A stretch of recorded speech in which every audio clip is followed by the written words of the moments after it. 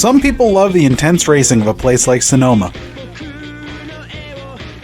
Others love the white-knuckle driving of Daytona. While some like the finer things in life. Small ovals with 2 or 3 cars driven by locals that put their blood, sweat, and tears into going fast. No better is this ideal shown than the fantastic Wisscasset Speedway. A small hometown track with the quaintest team running it you've ever seen. Hello everyone, welcome into another track review. My name is Shua, and this time we will be looking at the beautiful Wisscasset Speedway. The story starts about 2 years ago when my parents took a vacation to Brunswick, Maine. They had some free time on their hands, and one day they looked up to see what was in the area and saw Wisscasset Speedway only a couple miles away. So they made the pilgrimage to Wisscasset on that cold, whatever it was, night. And that day, my dad fell in love with the track and spoke of its wonders. You see, my dad grew up at Beech Ridge, a point that I've no doubt harped on pretty much every single video. He grew up there being involved with not only the racing, but the racers, and growing an understanding of the track. Stepping into Wisscasset was like stepping back to a familiar ground for him. A small, humble track with great owners who truly understand how to put on an amazing show. He conveyed the love to me, and from that day on, our fates were set in stone. It had probably been 10 years since I had been to Beech Ridge when it shut down. I was slowly getting back into stock car racing, watching NASCAR for the first time in a long time, in 2021. It had always been my life's goal to make it to New Hampshire Motor Speedway. In 2022, Ross Chastain rides the wall, pisses off most of the stock car racing fan base nationwide with people calling for it to be banned, saying how bad it looks for the sport. But that moment right there brought me back for life. Unfortunately, at that point, Beech Ridge's life had already been cut short. 2023, we made it to New Hampshire Motor Speedway to watch Martin Truex Jr. pull in an incredible win, and at that point, we started looking for short tracks. We've been to Lee USA Speedway a few times, but my dad kept saying every time we'd go that we need to make it to the one and only Wisscasset Speedway. After another visit to New Hampshire and a few more visits to Lee last year, we decided that opening day this year we'd make it to Wisscasset. A pilgrimage of epic proportions. We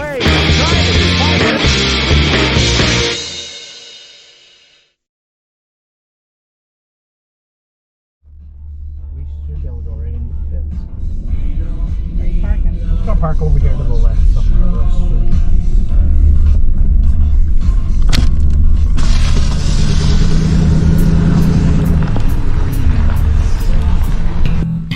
One of the first things you notice about the Wisscasset Speedway is its location. Located on a back road in the middle of what appears to be an old farmer's field in Wisscasset. It feels like I'm walking on hallowed land. After getting out of the car, an old man in a gas-powered golf cart, drinking his Diet Moxie, wearing his Trump hat, drives up and offers us a ride. Did we need it? No. But this guy was just so nice we felt like it would be rude to refuse. Walking in, paying for our tickets, it's almost like stepping back in time to a simpler time of racing. These cars don't have onboard computers and they're not in wind tunnel testing. They're just building what they think will be fast. We took our time and walked through the pits like we like to do nowadays. A chance to see the cars as nice and beautiful as they have ever been and will ever be. Remember, this is day one of racing, and these cars haven't been backed into the wall yet. And they haven't been spun racing for 7th place yet. After finding our way to some premium seating, I began to get myself familiar with this hallowed home of competition. Upon walking into the speedway, we see booklets.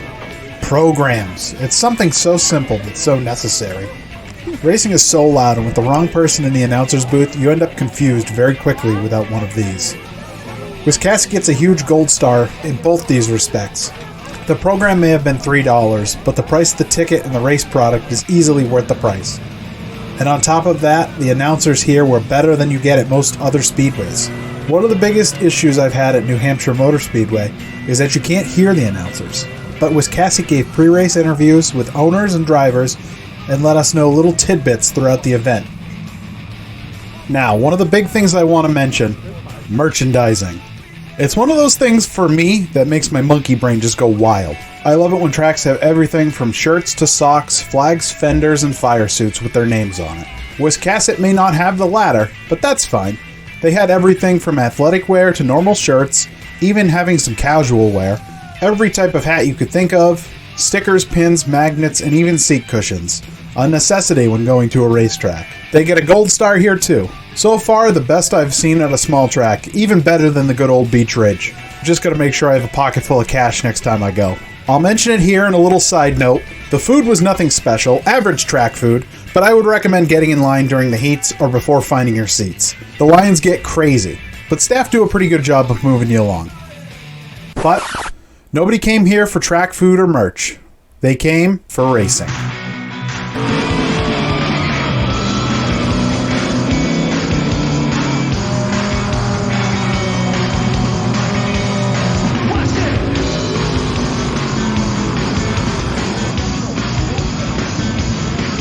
Wisscasset has a nice system of telling you what type of cars you're going to see at the track on certain days. Looking online, they have different groups set up so that from a glance you know who's racing on what week. This particular week we had the Super Streets, 4-cylinder pros, crate mods, the Thunder 4 minis, and the pro stocks. The first group to rack them at the line were the Super Streets, a slightly lower division of full-body stock cars attempting to meet the criteria of the word stock. This race was relatively uneventful with some bumping and banging happening between the two different 11 cars of Jason Oakes and Kevin Sherman. At one point, the 11S of Sherman was battling the 54 for second and got into his rear driver's side to move him up the track. But they didn't have anything for the lead car in the 58 of David Greenleaf, which was a bad fast car with only some minor tweaks done to it throughout the week. Last year I wanted it bad. This year we pulled the car out Thursday, so... As you may notice, one really cool aspect of the track is Victory Lane Road, a road that comes out in front of the spectators so you can really get up close and personal with the drivers. Most other tracks will just do their interview on the front straight. This is a super nice touch, and it's one of those things that just makes Wisscasset special. After this was the Thunder 4 Minis. This has always been one of my favorite series, a lower down division race with a lot of entry-level older drivers, but no less amount of talent. Lower races that are meant to get people excited for the main event. The number 19 car, a Penske paint scheme base coat, Zach Audette took the win and looked good doing it in his Kevin Harvick fire suit. Next up was the crate mods. This is a regular this season at Wisscasset, and the first full series of modifieds to run at a main track since the 90s. I'll be excited to watch this going forward. This race was another race with few issues. Most of the main contenders led early, and this beautiful number 4 was able to take the win with little effort, even after a few restarts. The 89 car of Ryan Phillips gave it all he could, but unfortunately didn't have anything to get to John Rickey. Alan Muller, though, was able to make his way up to third by the end. Muller reminds me of some of the type of people I work with day to day. Makes me laugh. Another funny thing was, after the 4-cylinder minis, my dad leaned over and said, "How old do you think these kids are?" To which fully grown men got out of each one of those cars. But then when these full-sized modifieds rolled up into Victory Lane, a young man climbed out of the number 4 and gave the most real interview of the day. Which one do you like better, the Pro 4 or this Fat Beast? I bet you do. What's up with the camo? Can you tell me what the thought process was behind the color scheme this year? Nothing, I just got time for a while, so I wanted camo. Did you get anything last fall? Yeah, I got 3 here. Congratulations. All right, John Rickey. John Rickey took home the victory and looked like the pick of the field doing it. I'll be watching him going forward. Up to this point, every race had been really fun, with a bit of back and forth between drivers, but this next race, the 4-cylinder pros, was my favorite race of this weekend. These little cars are like a different version of the Legend cars, just with a 4-cylinder engine as opposed to the motorcycle engines that the Legends use. Most of the bodies were reminiscent of early 90s Cup Series stock car bodies, with Lumina and Thunderbird lookalikes. These were fun to watch, and they put on a pretty good race product. About 2/3 through the race, the 19 and the 51 car were battling for position, and the 51 got to the bumper of the 19. This led to the 19 car spinning out. A rule I appreciate at Wisscasset, and one I think NASCAR would do good to have, is that when you cause an accident with another car, If you go past the flag stand and you tap the roof of your car, you give the person you spun or moved their spot back, where normally both cars would be relegated to the back of the field. Too many times does one of these moments take spectators and drivers out of the experience when someone you're rooting for gets taken out. If only NASCAR drivers could be so humble as to call their own bad moves out. At the end, the 70 car of Taylor Lane made her way back through the field after an early race spin, making it all the way to second.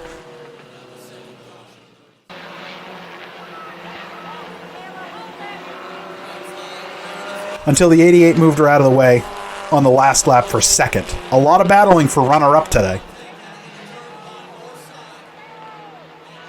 Not too much for the leaders. The 19 car was piloted by Chastity Shorty, who showed she could stand up there. Most restarts, it only took her 2 to 3 laps to put multiple car lengths on the competition, and the only cars that could test her were the 51 of Jacoby Thacker, the 88 of Jackson Moorside, and the 70 of Taylor Lane. And all the podium sitters would have been first-time winners in this division. This is a good division for the kids to learn how to play nice. And another series I'll keep my eye on. Curious if we see more retribution of the bumping and banging we saw here today. And finally, bring out the Pro Stocks.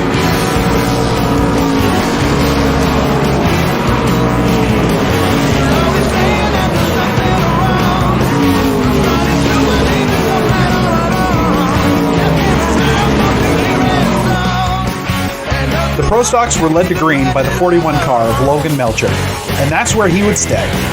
Logan put on a phenomenal showing, running wire-to-wire in first, never being challenged.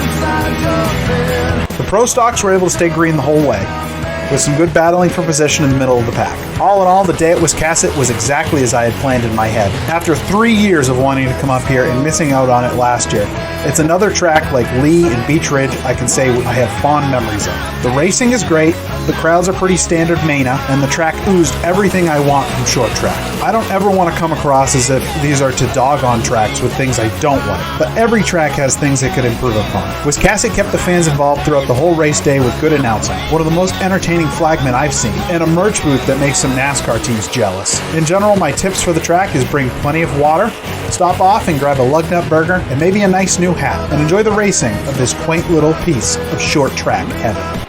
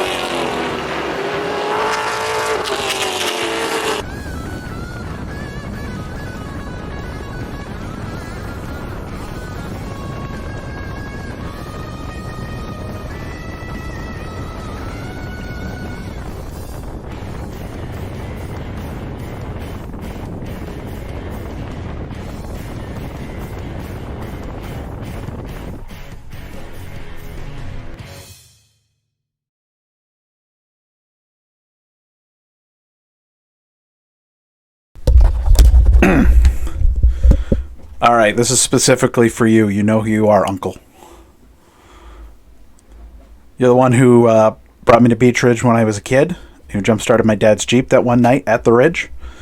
You remember when my Focus threw its timing belt, and you had to make that custom puller so we could get the wheel off in your garage? That was pretty awesome. Yeah? See? I've said something nice about you. You remember when we used to light off rockets at your workplace? That was cool, too. Yeah, see? Don't say I never said anything nice about you. You also have my favorite year of Chevy Silverado. Those 2014s, there's something about the body that looks perfect on those trucks.